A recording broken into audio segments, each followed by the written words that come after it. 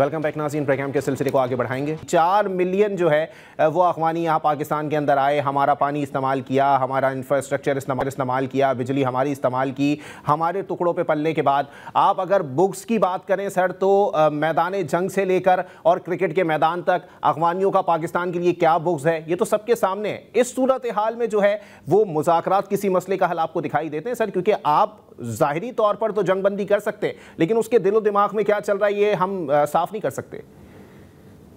देखिए, हमने सिर्फ ये नहीं किया, मुल्ला मुत्तकी जो हैं उनके फॉरेन मिनिस्टर जो हिंदुस्तान में गए, उन्होंने वहां जाकर कहा कि जी हम तो हमारे हिंदू कुछ से ऊंची हमारी दोस्ती है हिंदुस्तान के साथ, हम रिवाइव करना चाहते हैं और हमारा एक कॉमन दुश्मन है। वो जाहिर है वो हमारी तरफ इशारा कर रहे थे, पहली बात है। लेकिन किसी को वहां याद कराने की तो हिम्मत नहीं होगी मुल्ला मुत्तकी को कि आप तो खुद 9 साल की उम्र में हिजरत करके पाकिस्तान चले गए थे अफगानिस्तान से। आप तो जवान हुए तो 1996 में आप वापस तशरीफ लाए अफगानिस्तान और आपने आकर मिनिस्ट्री संभाली इंफॉर्मेशन और कल्चर की, और फिर जो कल्चर का हाल किया अफगानिस्तान के वो तो एक अलग बात है। एक बात ये याद कराने की जरूरत थी, और दूसरा उन्होंने ये भी कहा कि पाकिस्तान को सोवियत यूनियन, इंग्लैंड जो ग्रेट ब्रिटेन उस जमाने में होता था, अमेरिका और नेटो का हाल पूछना चाहिए, हम क्या करते हैं या क्या किया हमने, तो पाकिस्तान उससे सबक सीखे। उससे पाकिस्तान को सबक सीखने की जरूरत नहीं है, क्योंकि हमने इनके मुल्क उन सब ने इनसे अपनी जमीन छीनी थी इन लोगों की। हमने तो अपनी जमीन ऑफर किया, जो अभी आप इंट्रो में भी कह रहे थे, हमारी जमीन पर तो ये रहे हैं। बिल्कुल। और on top of that Ali, मैं आपको पर्सनल एक्सपीरियंस बताता चलूं कि मैं जब अपनी सर्विस में था तो मेरी पहली पोस्टिंग ऑफिसर फाइटर पायलट बनने के बाद पेशावर में हुई थी।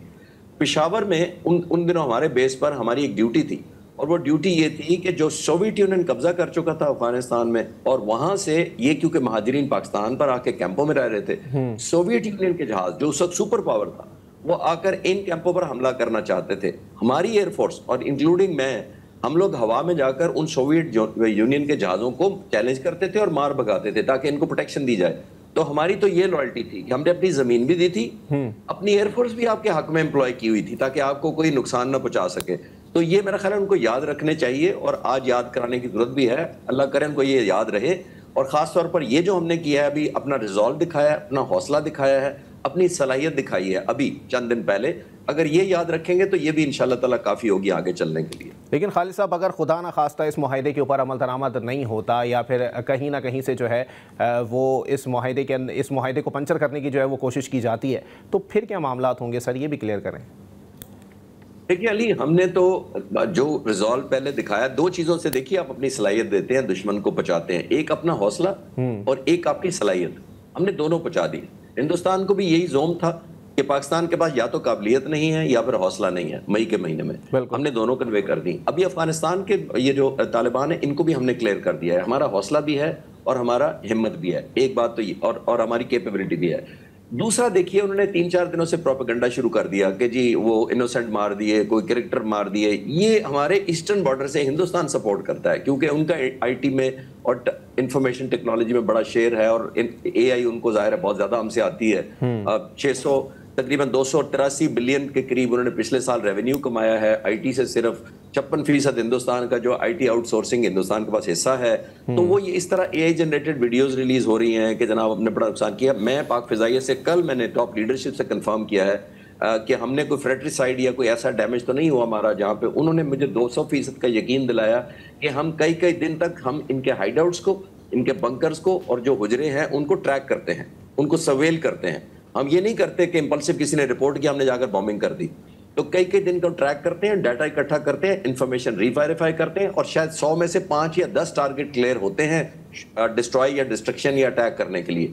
इतनी केयरफुल प्लानिंग हम करते हैं। तो let me assure the nation, Pakistan के लोगों को भी और उनको भी मैं ये कंफर्म करना चाहता हूं कि हमने ना कोई फ्रेटिसाइड किया, ना कोई मासूम की जान ली है। हाँ, उनकी ज़रूर लेंगे जो हमारे जनाजे उठाने पर हमें मजबूर करते हैं। लेकिन खालिद चिश्ती साहब ये भी बताएं कि चलें ठीक है, अगर जो है वो 2 ममालिक के दरमियान इंटेलिजेंस शेयरिंग हो रही हो, वो मामला जो है वो अलग दिखाई देता है। लेकिन अगर एक मुल्क जो है वो इंटेलिजेंस शेयरिंग जो है वो दहशतगर्दों के साथ कर रहा हो, तो आलमी सतह पर पाकिस्तान की क्या जिम्मेदारी बनती है इस पर, और किस तरह से इसको उठाया जा सकता है? ये अली देखिए, नौबती इस वजह से यहाँ तक आई है ना कि वो तो कोऑपरेट नहीं कर रहे। इंटेलिजेंस शेयरिंग तो बड़ी दूर की बात है, वो तो उनको रोक ही नहीं रहे। लेकिन हमने ये फिर अपनी इंटेलिजेंस की कैपेबिलिटी भी बता दी है कि हमारे पास हर हाइड आउट का, हर बंकर का, हर जो ट्रेनिंग कैंप है, हर जो पोस्ट आपने बनाई हुई है मुजाहिदीन की, वो हमारे नॉलेज में भी है और हमारी रीच में भी है। تو ہم نے بہت دور تک ریچ کر کے یہی دکھایا ہے بنیادی طور پر کہ اگر آپ کسی طرح کا ہمارے خلاف اوفینسو لانچ کریں گے، ڈیٹا شیئر کرنا تو چھوڑ کے، اگر آپ روکیں گے نہیں تو ہم پھر خود ناک آؤٹ کریں گے، کیونکہ ہمیں اپنے پاپولیشن بھی بڑی عزیز ہے اور ہمیں سولجرز بھی بہت عزیز ہیں اور ہمارے سول لا انفورسمنٹ ایجنسیز کی زندگی بھی بہت عزیز ہے. تو ہم ایک پروہیبٹیو کاسٹ انشاءاللہ دوبارہ امپوز کریں گے، لیکن ہونا نہیں چاہیے. میں اس کی دعا نہیں کرتا، نہ اس کی خواہش مند ہوں. اللہ تعالیٰ اسی میں ان کو سمجھ دے کہ ہم نے جتنا نقصان کیا ہے ان کو ریئلائز کرنا چاہیے. جیسے میں نے کہا انہوں نے ہماری صلاحیت اور ریچ دیکھ لی ہے، جو روکنے کے لیے مجھے لگتا ہے کافی ہوگی.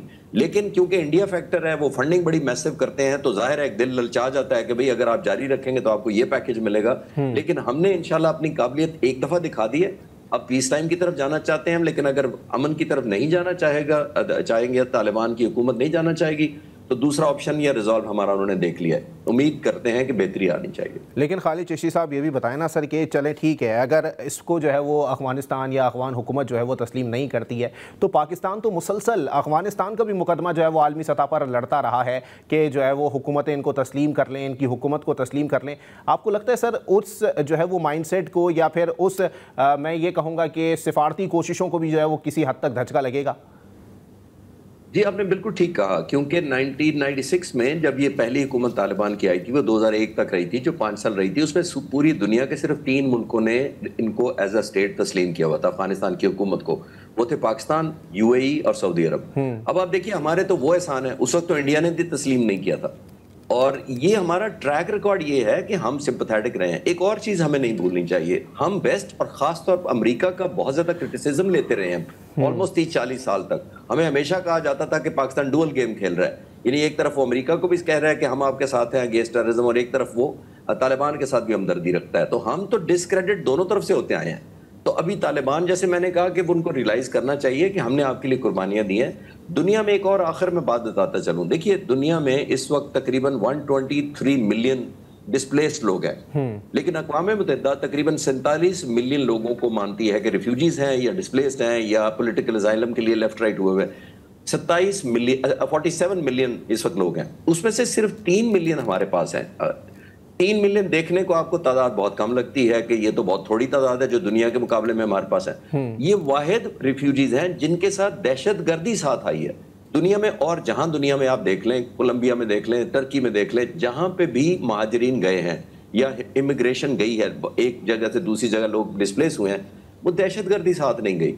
وہ ہمارے ملک میں عجیب ہے. اور میں بالکل نہیں کہنا چاہ رہا کہ تمام 3 ملین جو افغان ریفیوجیز ہیں وہ دہشت گرد ہیں، میں نے یہ نہیں کہا. میں یہ کہنا چاہ رہا ہوں کہ ہمیں اس گاب میں اس کو چھپا کر ریپ کر کے ہمارے اندر پہ دہشت گرد انڈکٹ کیے جاتے ہیں، کیونکہ ہم نے آپ کو آئسولیٹ نہیں کیا کیمپوں میں، ہم نے بارڈ وائر نہیں لگائی، آپ نے کمپاؤنڈ نہیں بنایا کہ اس سے آپ باہر نہیں نکل سکیں گے.